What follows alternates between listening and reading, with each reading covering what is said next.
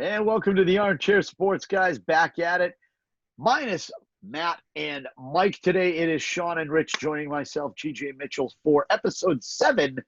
I'm going to tell you, it's a fiery episode 7 based on our text chain earlier.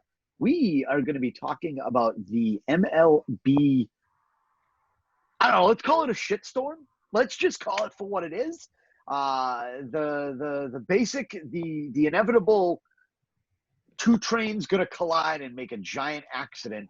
That is the MLB owners versus the MLBPA. And I know Sean and Rich, you guys have been looking at this on both sides of it and have some pretty unique perspectives. So Sean, I'm going to start with you. Go ahead. Tell me exactly what in the hell is going on. Well, to be honest with you, there's not much going on because nobody's making any progress. Well, I know we had talked before. Sorry, I know we talked before about the Blake Snell comments. And I know his comments were – you want to start there? Right. Well, that's where we left off in one of our episodes. You can go back and check it. We were talking about Blake Snell and how just how stupid the dynamics of the players look by making those comments. And the owners now have come out and have formally given them a new proposal beyond the 50-50 that was originally agreed upon back in March, correct? Right. So this is the new proposal that has now come out and all the information therefore. The Blake Snell comments, obviously pissed me off. And that was before like 3-4 weeks ago when this was a long time ago before they even had a concrete proposal, before they even had talked really about it. He was kind of just commenting on the idea that he might not get his full salary for the season, which, I get it. Yeah, maybe it sucks not getting paid the full amount, but that money's guaranteed to him anyway. And the way that the thing that pissed me off, I don't care about him wanting to get paid and all that, whatever, that's fine. The way that he came out publicly and I got to get mine, bro. I ain't doing nothing. I got to get mine, bro. Like, just feel out the scenario. Like, think about the people all around the world that have been displaced, that don't have jobs anymore and stuff like that. His money's guaranteed. You don't want to step on the field, then don't. That's what pisses me off, because no matter what, he's going to get paid. He's going to get that money. And to come out publicly and say, I'm not doing that, he just sounds like a little baby. He sounds like a spoiled brat, and that rubbed me the wrong way right from the get-go. Fast forward to today where we're sitting here and it doesn't look like there's going to be a season. The owners want their money. The players want their money. And every time somebody makes a suggestion or tries to negotiate, I feel like they're going like this, further and further away, when realistically they should be coming closer to a resolution. It almost seems like neither side really wants anything to happen. They don't want anything to be resolved because neither one of them is willing to give an inch. And it's driving me nuts, because it's just, you got to figure something out. What do you do? You want to, in the year before a collective bargaining agreement, you're going to have the season not happen. You're going to lock yourselves out of the season. So what's going to happen when you go to negotiate for the next CBA? We might not see baseball for 3 years. Yeah. It's just ridiculous. Does anybody care right now? No. No. Just based off our conversations yesterday about the NHL playoffs. If baseball has a small window here to figure this out, because NBA's coming back, NHL's coming back. Both of them have plans. Both of them are getting on track. If those come before baseball starts, baseball is dead this year. Nobody is going to give a shit about baseball. Why are you going to watch regular season baseball, which normally it's 162 anyway? It's boring as fuck. And I love baseball. I'm a huge baseball fan. It's boring as hell to watch 162 games of Red Sox baseball. And they're an exciting team usually for good or bad. Right? You watched the Bobby Valentine era because it was a fucking train wreck. You watched in 2013 or 2018 too. They were fucking magnificent. 27, so good and bad you watch. I don't care. Zero fucks or 4 fucks too many about this Red Sox team that I'm going to give for this year. Seriously. I know with the new proposal, I know that basically the quick math is to say the owners want the players to make 1/5 of their salary, right? So the general negotiating thing, and Rich, I'm going to get to you in a minute because I want to make sure that we get the exact a general of what the owners have gotten out, and I'll give you a chance to chime in. So the owners have said that they want to get, instead of the 50-50, or on top of the 50-50, because now a lot of their revenue is based on their stands and the merchandise that's there and the concessions and all that, right? The ticket sales. They're going to lose billions of dollars. $4 billion, I think, was the number, correct? So if that's what they came out with last week. Right. It was like, $4 billion. So if that's the case, the players want to see it. And if the owners can prove it, fine. But the problem is right now. That's the issue right there, is them trying to have the owners actually open the books and show them, that's not going to happen. So they're beating a dead horse with that argument. And it's just driving them further and further apart is what's happening. Why is that something that always comes up? Why do the players always want to see the books? What other job do you know where you can demand to see the financials of your owner? Oh, I'm loaded, buddy. I got lots to say about this, so you continue, and I'll hold my breath. So thank you, Rich. So I like that. Basically, I like what this. This is like a sliding scale, okay?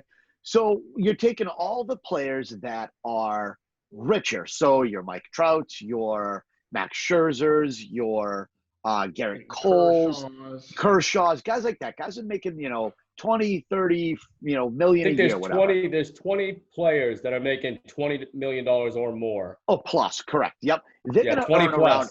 Yep, they're going to earn around $8 million in this half season, right? Then you go down to around 17 and a half. They're going to earn around 7 and a little over 7.8. Players earning around the 15 million mark would earn around 7. Around the 10 million mark, if that's your normal salary, you would earn around 5. If you were normally around 5 million, you would earn around 3. 2.5 million, you'd earn around 1 and a little over 6. And if you're on 1 million, you earn almost 750,000. So basically, what they're looking at is saying the rich players, you already have your money, right? Please be kind to the game, not just your fellow man, not just be kind to the game. Let's get this game back. Let's let the fans get what they deserve.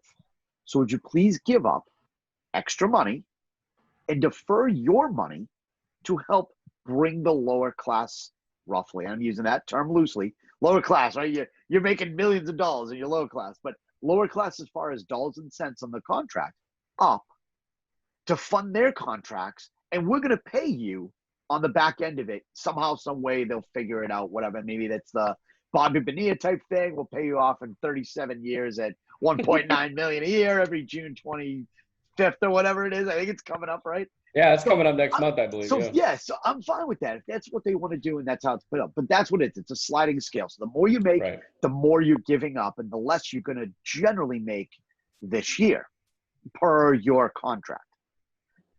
So that's the facts of it, okay? The Players Association have come out vehemently and said, no way. No, not just no way, no fucking way. Right. So, Rich, I'm going to let you go because I know you got a lot of thoughts to say on this. So I'm going to let you tee off because I think this is a perfect moment for you. So go right ahead, sir. The floor is yours. All right. Well, see, I've been crunching the numbers, and according to my calculations, baseball can go fuck itself. I am listening to the storm of, arguments which support each side. The players are the ones that draw the money. Oh, the owners own the business. I don't even know where to start. So real quickly, just because Sean had mentioned something about no sides giving an inch, think about what the original proposal was that was agreed upon, that the owners conceded to. Credit for service time this year, even if you don't play. So that's one whole year that these guys don't play, but they're going to get credit toward contracts. I think, what's his name? George Springer is going to be a free agent at the end of the year. Mookie Betts, even if he doesn't play a single game. Same with Mookie Betts, right? Yeah, right. They offered lump sum salary. Just here's your whole paycheck, bam. They gave them 170 million for April and May, and if there's no season, they get to keep that money. And the short season was prorated pay based on length of season. But at that time, they weren't talking about not allowing fans in the ballparks, right? Right. So, that was the original agreement, correct? Right. So this is why I come down on it. I know the players of the labor, and they're coming off as really greedy right now because they seem to be completely tone deaf as to the situation that fucking everybody in this world is in at the moment. But it just struck me, the NHL, owners and players, let's get together and talk about how we can get back on the ice. NBA, let's get together to figure out how we can get this season restarted. MLB, fucking pay me. I mean, between the NHL and the MLB, the contrast is stark. The NHLers make far less money compared to baseball players. And I haven't heard money mentioned one time. It's all been about safety and how can we start playing again. Correct. And then you got the baseball players bitching about their money. The owners own the business. How do you pay somebody when you have no income? I mean, and I keep hearing, well, these owners should pay out of their pocket. It's like, okay, so then Walmart, McDonald's, Target, and all these other companies should be paying all their workers full time, even though they're not making any money right now because no one's allowed in the store.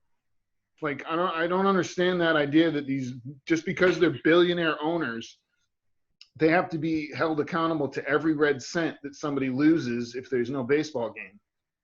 I mean, when the players have a bad season, do they give their money back? Has there been a year in the last 30 where the average major league salary has gone down despite whatever the economic realities of society are at the time? No. I mean, I just don't get it when it comes to baseball players. They always seem to have the weirdest attitude when it comes to arguing about money. I mean, safety is not even one of their issues. It's all about money. And they're like, oh, the owners are going to make us have a salary cap. It's like, just because we live in a time where there's weird shit happening with this pandemic, why does everyone have to run to the doomsday scenario that, oh, the owners are going to screw us? Like, I don't know. I wish baseball would come back. It's nothing like it was when I was a kid. It's less of a game. It's all about home runs and contracts. You know what I mean? Like, they've perverted the setup with interleague, and they keep adding playoff teams, and it's nothing that I remember growing up. And maybe that makes me one of those, old curmudgeons, but yeah, you old bastard. It's been all about money for like the last 25 years. Nobody gives a shit about being a great baseball player. It's how much am I going to get paid? Who's the face of MLB right now?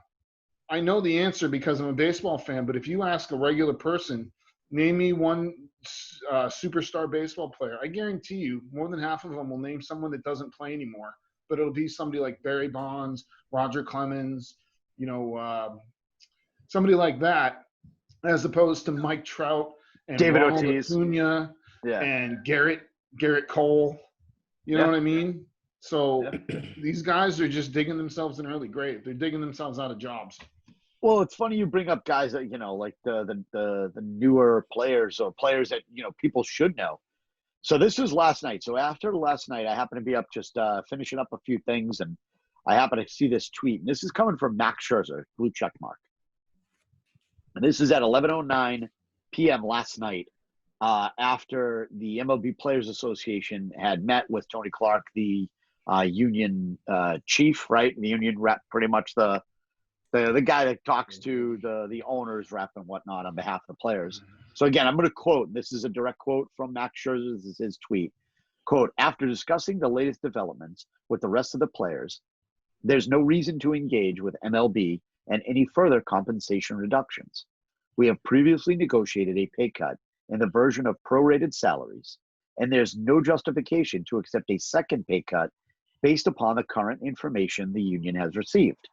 I am glad to hear other players voicing the same viewpoint and believe MLB's economic strategy would completely change if all documentation were to become public information. So, what's your reaction to that? And Rich, I'll start with you because I started with Sean first. What's your reaction to that? on Max Scherzer's comments? Just his comments directly. I put it in the same category as Blake Snell, just spouting off from position. Hold on. Let me walk that back for a second. Blake Snell's was much more tone deaf because he's a younger player. I don't think he quite has the experience at that kind of conversation, as evidenced by like him blurting out all that stuff and then slapping it on Twitter for the world to see. I think Scherzer's looked at as more of a veteran leader. He's played in both leagues. He's been in the World Series. He's had individual success. So it's not like some bench player that's talking, but his willingness to take a hard line based on financials in a time like this, I think is, again, a bad look, but in a different way. It's not like the young, brash, some people can call it ignorant Blake Snell. This is a guy who's been around and is probably, I don't know if he is, but maybe he's a union rep or has been in the past. I'm not sure. But I just think that's a bad attitude, and baseball's been on a downward slide the last couple of years. We've had the Astros cheating scandal, the Red Sox taint based on that because of Cora. Like I mentioned a few minutes ago, they're basically a faceless league nationally. The pace of play has been an issue. And my opinion, and I've heard this other places, is a lack of diversity in playing style. They're going to get rid of the DH. They're going to add the DH to the National League, and it's going to be a glorified softball league. You're going to have 9 dudes that only care about hitting the upper deck. You're going to have people striking out on average 200 times a season. And, the guy that smacks a single to the right, steals second, moves to third on a grounder, and scores on a sac fly are going to languish in the minor leagues because their talents don't fit, the home run crazed league that we've become. Yeah.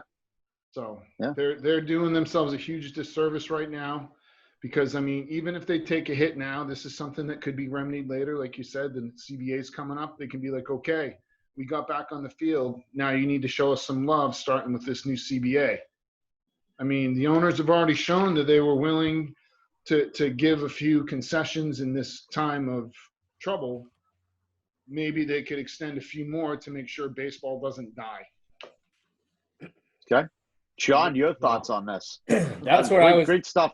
What Rich just said at the end there was where kind of where my mindset lied as well. With what Scherzer said, I understand he presented it in a more professional way. Obviously, he's been around the league for a long time, and he didn't just come out on Twitter and say, like, F you, fuck you, pay me. You know what I mean? He said we already agreed to this prorated season, and now the owners want another additional slice of the prorate, which I get his anger with the situation, but you gotta figure. You want to open the books and look and see what the owners have to offer in terms of what they're really going to lose or what they're going to gain. What difference does it make? Because I go back to what Rich just said. If you get out on the field and say, hey, we scratched your back in a time of need. We helped you line your pockets where you thought you were crying poor, said, oh, we're going to lose this much money unless we pay you 1/5 of your salary. Next year, when you negotiate a new collective bargaining agreement, this would be a perfect starting point for them. It makes no sense to me why they're going to fight them now just because they want to get paid, because they're not seeing the big picture here. Next year, this could be a huge bargaining chip for them. In what Rich said, saying, hey, listen, we did you a favor when you were in a time of need here, not going to make your ticket prices, your concessions, your advertisements. They're probably going to lose a ton of sponsorship and all kinds of different signage, naming rights. I already saw a few stadium names might come off stadiums because they don't want to pay for the signage rights anymore because no one's going to be in the game. Yeah. So it's coming from That's all ridiculous. angles. It's coming from all angles, and what the players could do here is use this to their benefit. But all they see is dollar signs right now and how much they're not going to make this season. And yeah, Blake Snell sounded like a jackass in the way that he portrayed it. Scherzer sounded a little smarter in the way that he said it, and I understand that he's looking at it as a whole with the whole MLBPA, but really they're stopping here at the wall where they should be seeing a mile down the road, and they're not thinking about it that way, and that's just driving me nuts. Yes, it sucks when somebody says, hey, I'm not going to give you all this money, but if my boss said, hey, do you want Friday off? And I said, yeah. And he said, okay, well, I'm not going to pay you for Friday. Why would I get pissed about that? So if these guys aren't going to be on the field, why are they getting pissed for taking a prorated season when the money's still coming to them on the back end either way? It's just neither side sees the big picture right now. And you know what I think? I think that the owners do see the big picture, and I think they're hoping for a lockout right now because now if they get this, if the MLBPA doesn't agree to any kind of negotiation in the long run and this season gets canceled, they're going to lock the players out. Because after this season, the collective bargaining agreement is up. Right. And then now when the players come back to the table, the owners are going to say, well, hey, remember how this went last year when you guys told us to pound sand when we offered you maybe not the best deal, but a deal, and we wanted to get you back on the field? Remember when you said, nah, bro, I need to get mine? Well, you know what? Now you don't have a job. Yeah. So I honestly could not be more with both of you guys on this to a certain extent. And here's why. One, the negative side of both sides winning, right? So you say that the players should take this deal and say, yeah, let's take it and fine. Guess what this could do? This could turn the owners. Hold on. This could be a way for the owners to turn against the players and get either a salary cap or a floor in Major League Baseball. And that's why I think that's what I'm saying. Because it's the bargaining thing. Oh, well, you did the prorated. See how this sort of works. See how. Yeah, but that's not a binding thing. I mean. Yeah, but they could flip it and turn it and say, look, you could do this, and there's a way to do it. Because I'll be honest, if I'm a Kansas City Royals fan or a Colorado Rockies fan, and I mean, all due respect to those franchises, but if I'm a franchise that's not bringing in, in the lower 5 teams that aren't bringing in the revenue because my owner's pocketing the money and not spending it on the players to get out there and get a team, out like there. The Marlins or then I'm sorry. Yeah, then you know what? Fuck you. Give me. And that's why they have the revenue sharing, which is the dumbest thing anyway, because they're not doing anything with the money anyway. Correct. So that's a way for the owners to do it. The flip side, if the players do say, yeah, we'll take, we'll come back for this, and then they say the collective bargaining agreement after, well, guess what? The players union, in my opinion, is great. Is one of the biggest unions, is the best union in sports, or the biggest union. Oh yeah, by far. The most powerful union in sport, not necessarily the best and the biggest. So the most powerful, the strongest. And that bothers me because as an average fan who doesn't go to a lot of Red Sox games because I can't afford it. Now, I just said I want my owners to spend, and I know that would mean ticket prices go up. But I'm sorry, there's no fucking reason why. Just because you want to sign, for lack of a better way of putting it, Mookie Betts for 10 years, 400 million, right? So it makes it $40 million a year, right? That you should raise ticket prices by like 6.5% or whatever, or raise your beer charge prices. $14 for a beer. Yeah, exactly. Yeah, just because you're trying to recoup that and keep your profitability margin, your bottom dollar where it is. And that to me is what's bullshit. And if the players get their way, then guess what? What we thought, and I'll be honest, a couple of years ago, and you and I talked about it. I thought Bryce Harper was going to be the first $500 million player. I thought he was going to get 10 for 500. I said, this is a no-brainer. This is before he started really getting hurt. This is like first couple of years he was good, and I'm like, this kid's going to be the first $500 million. Was his first contract like 300 something? Yeah, because A-Rod was around the 250, and I was like, if A-Rod 256, I think was A-Rod. Yeah, and I'm like, if that was in 250, yeah, I'm like, imagine this real guy quick, just for context, I was looking up the highest salaries by year. In 1985, Mike Schmidt made $2.13 million a season. This year, Steve Strasburg is going to make 38.3. Yeah. Dave Winfield made 1.79, and but Mike Trout makes 36.8. Even go back another like 10 to 15 years, Rich. Go back. Do me a favor, Rich, if you don't mind. Oh, yeah, it started spiking up around the mid-90s, like 97, 98. It shot through the roof. It was in single digits, and then it was double, like. And that was when their it was right after baseball unit took a stronghold. Yeah. Yeah, it was after the Sosa McGuire summer. Rich, do me a favor. Go back. So we're in 2020. Go back to like 2010. Find out how much the difference is with the top salary on that. And as you look at that, I'm going to just continue for a second. So the flip side, like I said, is for the players to get now more money, which again will affect not only the baseball in itself. And here's where the problem lies with all of this, right?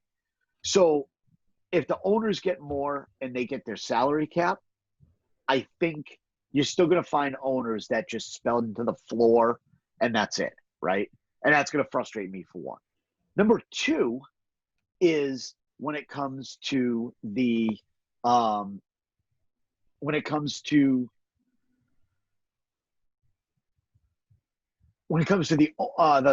players getting it, if they get more money, if they get to be more powerful, then you're looking at ticket prices going through the roof, ridiculous cost for anything in any sport, in baseball for you to go see. You're looking at minor league baseball possibly going away because the guys at the top, the guys that are making the money, the Scherzers, the Kershaws, the all those guys that are making the top dollars, the Coles, they don't give a fuck about the 25th man on the roster for the Florida Marlins. They don't care. Rich, hold that thought for a second. They don't care. They don't care. And that's what's so sickening to me is if this happens, this is literally going to ruin baseball forever. Because the it's players already trending downwards anyway. Right. And that's the thing is the players get too much power right now. They're going to force themselves financially out of the game. And if the owners get too much money, they're going to get away to be able to spend just the bare minimum and not have to spend much. And you're going to see contracts of the players, in my opinion, go down, which for the fan is good, but for the sport is bad because now the players are going to say, well, fuck you. We're going to strike till we get more money. Now you're out. So literally, this whole thing is just a fucking shit show. And it's driving me insane because it shouldn't happen. Right. I get it. It's millionaires arguing with billionaires. It's owner and boss, and there's I get the whole nitty gritty of it, right? I do. I really, really do. Okay. But the problem and the thing that bugs me the most is I just want it back. Like I said yesterday, baseball was it's going to be my first love, forever my first love. I love baseball. There's something about, putting a grill on a Sunday, right? Either getting a late breakfast, right? This is a perfect Sunday for me, right? A little late breakfast, right? Maybe you get yourself a little Bloody Mary. Maybe get a little something light to eat. Me a bloody. Exactly, right? A little bloody, a little something light to eat, and then all of a sudden you're like, I'm gonna grill, right? So you go out, you get yourself, nice rack of beers, right? Get yourself some steak, some chicken, some shrimp, whatever you want to have on there, burgers, dogs, whatever your flavor is. Get out on the grill, you go over to the radio, click. Now, I remember old school, so I'm going to go AM. But you go AM or FM, you turn the game on, you fiddle around with it for a minute. Hey, welcome to Red Sox baseball. Thanks for joining. You're like, oh, perfect afternoon. Smell of the grill, random fresh cut grass from your neighbors down the street. Joe Castiglione's voice. Yeah, I think, man, that's what I miss. And that only happens in summertime. Yeah. And now baseball's fucking this up. Not just is it not going to happen in summertime, but you'd have other sports that I'm going to want to watch, which is the hockey playoffs, which is the basketball playoffs. And the teams, at least in this area in Boston, that I give more a shit about because the Bruins are on their way to potentially winning a cup, whether this year or even next. The Celtics are cresting this direction upwards to getting themselves to be a title contender.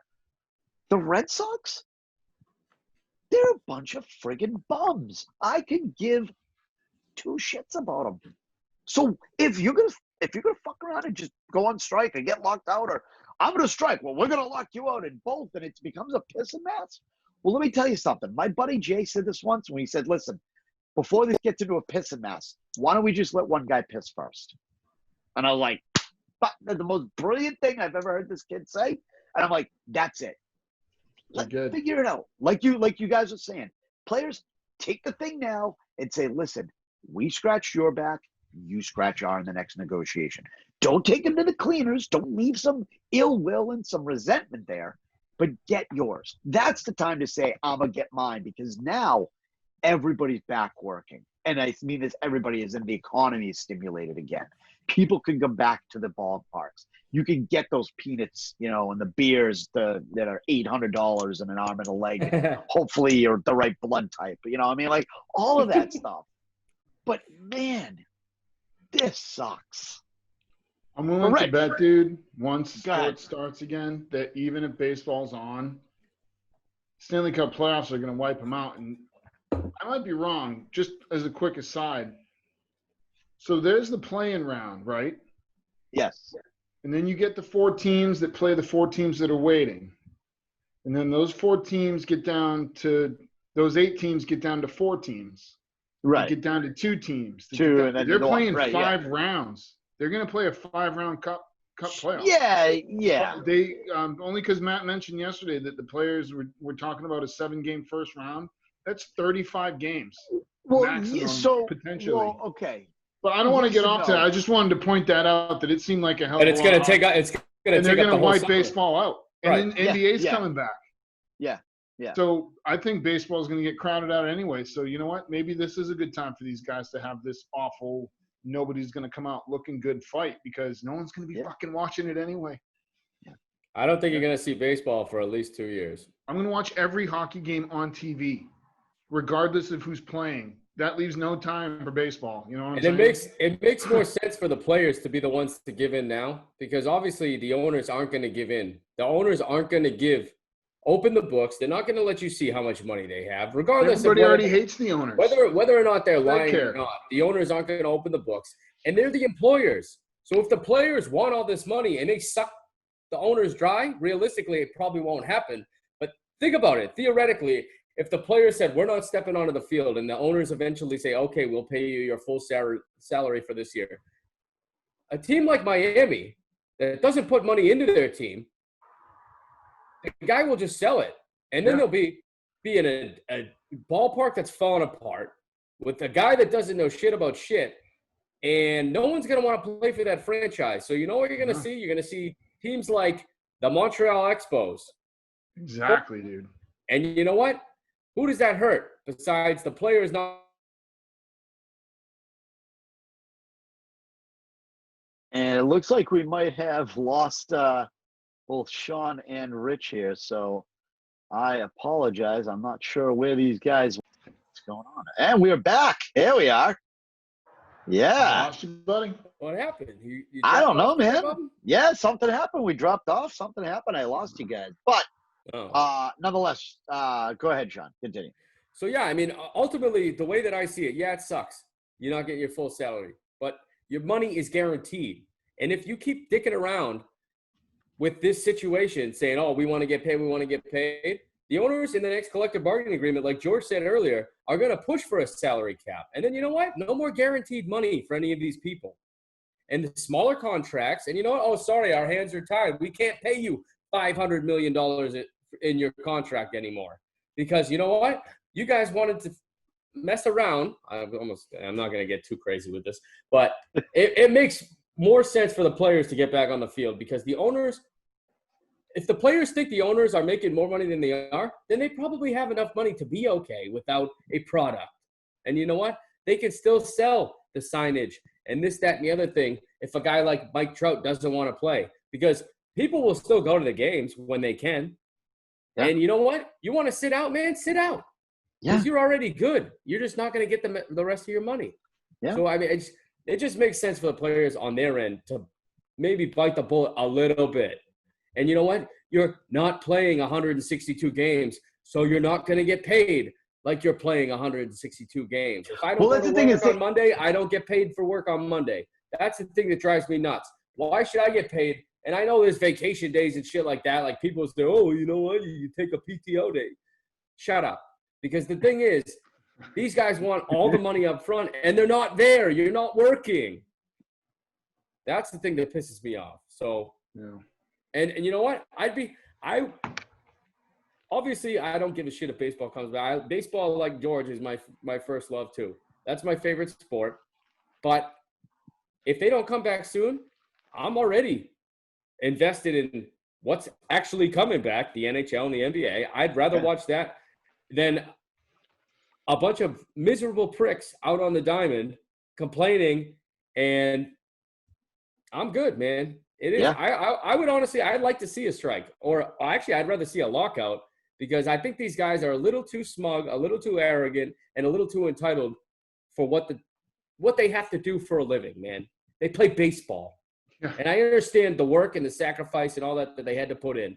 But at the end of the day, you're playing a game. So get back on the field and stop whining.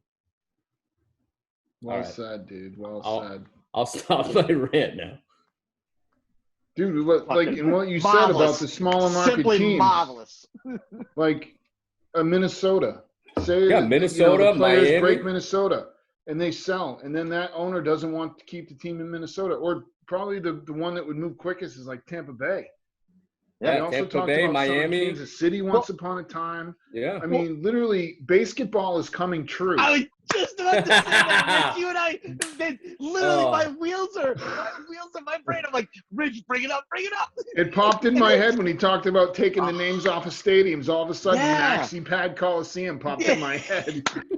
That's so true, man. Basketball. And, mixing the sports while not at the same time, both sports will be playing at the same time. Yeah. Yeah, and I mean, teams could be moving all over the place. Yeah, it's great here to be in Detroit. You're in Minneapolis. There's endless possibilities of shit that can come from this if they don't figure something out, and none of it's going to be good. So, and here's the thing, right? And whether this is right or wrong, and I guess you could argue it both ways, and you'd have to find really a way to do it. But what if a league like the NBA said, let's play in the summer. Let's see what the ratings are. Now, granted, we're sports fans. We're going to be starving for it. Plus, it's playoffs, so we're going to be watching anyway. Plus, again, being Boston fans, our team's in it. It's good. We're excited, right? But beyond that, what if the NBA is like, man? Well, they're already talking about maybe the NBA starting on Christmas Day now. Yeah, everybody goes outside and plays hoops during the summertime. Why not be able to go they want play? To be outdoors. You don't necessarily want to be in a stadium. Like, think about baseball. They play outside, and the ones that do play inside have like massive air conditioning units, like enough to power a small city. I mean, like imagine the Boston Garden on July 9th, and it's 98 degrees outside. Yeah, but but hold on a second. I mean? The Boston, but that was also the old Boston Garden. The technologies of the ACs and all they have now, dude, they have it's like a supercomputer. Like everything's all robotic and technical. So you just press one button. It's like a set it and forget it, right? And boom, you got AC. You're at like 70. So I'm with you. And I mean, that is a good point what you said, though. Because the NBA did say that if they finish out and go throughout their season, if they want to try to start next year's season, they were thinking about starting on Christmas Day. And if that works, that takes you right into baseball time. Yeah. Even if say forget Christmas Day, say let football and hockey own the winter. Right? Because generally speaking, true. And I know, Rich, I know you're, I don't want to say an anomaly, but you watch hockey as soon as it's on like I do. I know, Sean, you do. Yeah. But some people don't watch hockey or basketball when the NFL is on. I got a buddy of mine. He goes, Patriots. He goes, the Patriots lost to Tennessee. He goes, guess what time it is? I go, what? He goes, it's Bruins time. I go, you prick. Oh, like, come on, dude. Like, really? It's always Bruins time. It's always Celtics time. He goes, oh, no. Don't follow that until the Pats are done. Yeah, like, all right. But you know what? Like, good luck, you're going to lose a big. You're going to lose a big demographic. Sorry, I'm lagging. Sorry. No, I was going to say good. the best thing is good luck watching this the first week the NHL is back, because the Patriots going to be 0-6 and out of the playoffs by week 6. But nonetheless, God, Rich, what were you going to say?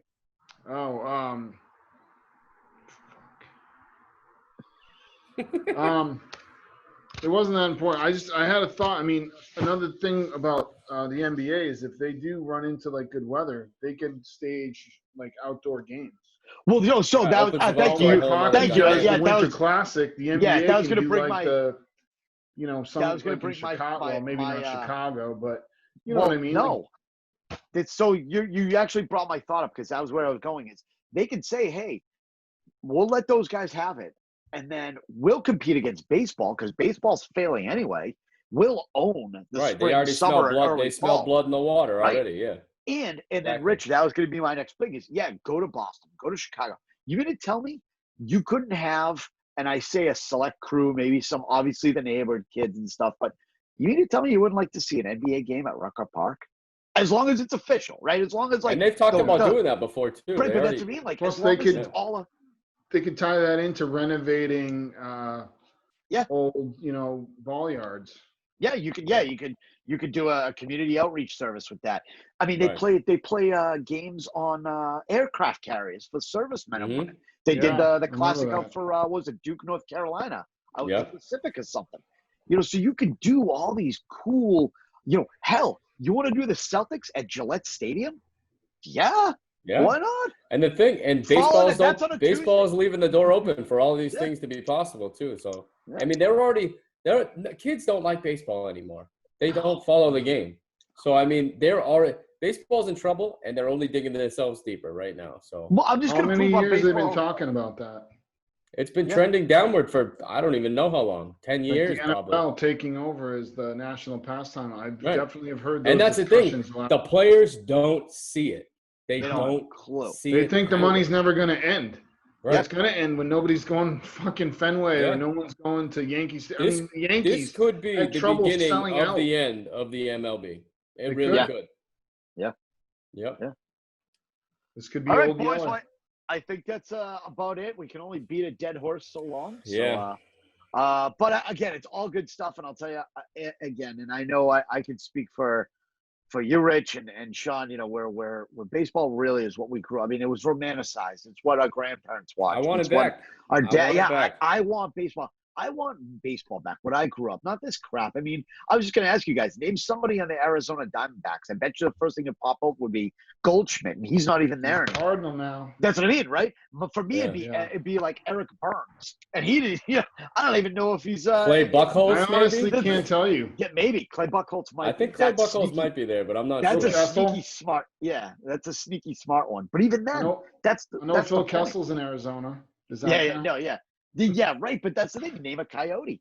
But the point is with baseball, I can tell you, and I'll speak for Rich on this because I know I used to be able to know at least 3 to 4 guys on every single team. Yeah. You knew the starting pitcher, you knew their big home run hitter, and you knew like a speedy guy. You had your like favorite guy, like a utility. Like for me, it was like Spike Owen. You know what I mean? And I'd say that as a Red Sox fan, but like if I was another fan, I'd be like, I like this guy, and it's Spike Owen. So you knew those type of guys that you had. I could do that for every team back in the day. I couldn't name who the hell is on half the teams. I don't even know guys on the Yankees, and I hated those bastards growing up. And I knew everything about them, more about the Yankees than I even did my own team. And they did it to themselves. When I shit on them. And the league did it to itself, really. That's the league that they have now, and they are not doing anything to fix it. So it's sad. You can only expect to make so much money before people just stop paying for it. Yeah. Well, especially when you try to do a game faces in a time like this. Yeah.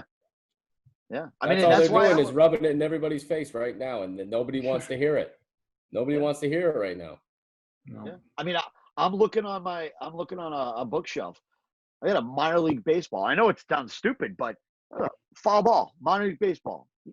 You can get them at major league baseballs, but not as often, not as more readily accessible. It's more fun. The games are cheaper. The beers are cheaper. The food's, but it's the same beer. Food's the same. You know what I mean? It's an experience of going to the game. You're watching players that are trying to hustle, trying to make it to the next level. So it's not like these guys it's almost better in that respect. None of these speaking of that, dude, fat and happy on the top of the mound or whatever, or in left field, spitting out sunflower seeds, looking at the clouds in the sky and not care. You know what I mean? Like these guys want to try. So that's why I would support minor league baseball. Plus, it's local community stuff. You support a local community instead of a big ass city, and greedy ass players that are pricks. Yeah. But go ahead, Rich. When I was young, my very first baseball experience, my uncle took me to Nashua, and I saw Jose Lind at second base, Mike LaValliere catching. I saw Andy Van Slyke. No, he was already in the majors. Who the hell did I see in the outfield? Anyway, it was like 1990 or 1989, and like 3 years later, they were all stars on those 91, 92 Pittsburgh Pirate Doug Drabeck teams where they were like battling the Braves down to the last inning. Yeah. And I thought that was cool as hell. And like I got to see Red Sox playing in '86. Roger Clemens, I was there for that. Used to be excited to go see Pedro, and then it got to the point where it's like, well, if I do that, I can't pay my rent, so I guess I'll stay home and watch it. Yeah. And trust me, I mean, I live, living up in this area. We've all got the minor league, stadiums to go to that are not that far. Yeah. Thankfully, going up to Manchester, go to see the Fisher Cats. I'll get to see Vlad Guerrero's son hit fucking bombs. Yeah, dude. Just launch moonshots. Over the hotel, yeah. Yeah. Bo Bichette, Dante Bichette's kid. Yeah. Baseball's forgetting its roots. Yeah, Clemens' kid. That's exactly what it is. That's exactly it is. There is no homemade apple pie and baseball, good old American fun. It's become too big for its britches, as the old. When I was a little kid, I used to go out in the backyard. Rest in peace, baseball. And we would play wiffle ball, and we would all emulate, the hitters. Practice batting stances. We'd run, announce the game as we play. Like I can't tell. I never see kids playing ball unless it's in a league, and only then I still wear number 5 in softball because I like Nomar. Play for high school. I wear 9 because my dad loved Ted Williams. Yeah. Same with me. I grew up. Yeah, there's none of that anymore. I wore 21 after Roger Clemens. Yeah. No. Yeah. I'm wearing Pedroia right now as I think about it. But I like 90 of these. I almost wore my Nomar jersey, but it's too hot in my kitchen. Nice. All right, boys. Well, again, all good stuff. Thank you again for joining us here on the Armchair Sports Guys. If there's any new topics, certainly give us a shout out. You can reach us on Messenger through Facebook at the Armchair Sports Guys, or send us an email at thearmchairsportsguys@gmail.com. Also, don't forget, hit the like button and share on the Armchair Sports Guys Facebook, the Armchair Sports Guys on Instagram, armchair_guys on Twitter. We got YouTube. We've got Spotify. We've got Google Play. We're on the main thing is Anchor FM. You can check us there and like and share as well. Please give us some feedback on what you'd like to hear. If there's topics you want us to cover, certainly do that. We get some fun stuff coming down the road, some real big announcements later on. So stay tuned, stay with us, and we appreciate you being a part of it. On behalf of Sean and Rich and the two guys that ghosted us, Mike and Matt, for tonight, we talk to you later. We'll see you next time coming up. I'm not sure what our next topic is, but we'll figure it out. But we know we also have a special bonus episode of our Jackass of the Week. We're going to be bringing that back, so make sure you stay tuned for that. So again, on behalf of all of us here at the Armchair Sports Guys, I'm GJ Mitchell saying good night. We'll see you later. Thank you again, and stay safe. Have a good one.